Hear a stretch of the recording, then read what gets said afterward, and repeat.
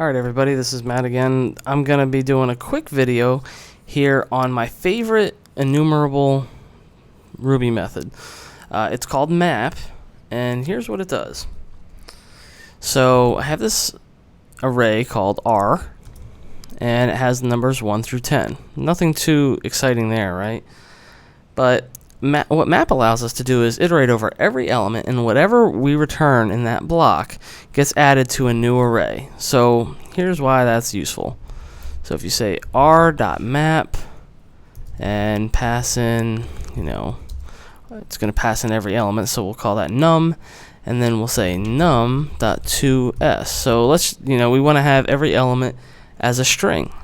So we can do that. That's what this does. Now it's converted everything to a string. Isn't that a lot nicer? Well, nicer than the alternatives, right?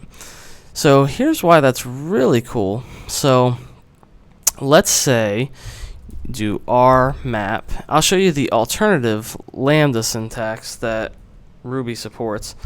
We can just say toS. And that's all we have to do. I'll show you it again a little bit cleaner here. Just ampersand, sign, colon, and then whatever method you want to call. And it calls that on every element in the array and returns you this new array.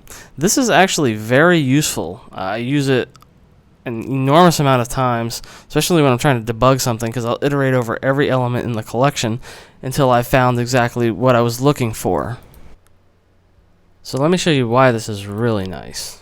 Alright, so let's just say we want to know if how much, like we have an array just like this one.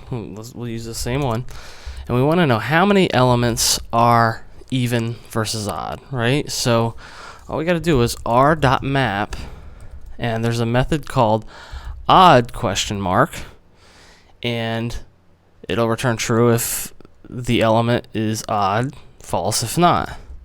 So now we've got all our elements right there, and how quick that can be done is pretty amazing compared to other languages where you'll end up having to loop through. I mean, you're looking at just a few characters there, and that's pretty cool.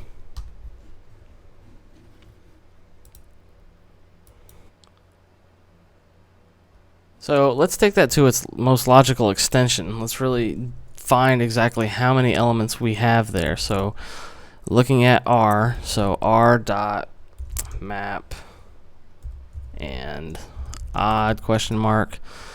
Now we can use the select method, which I'm not sure if we've gone over that one yet, or if you haven't, I will have a video on it eventually.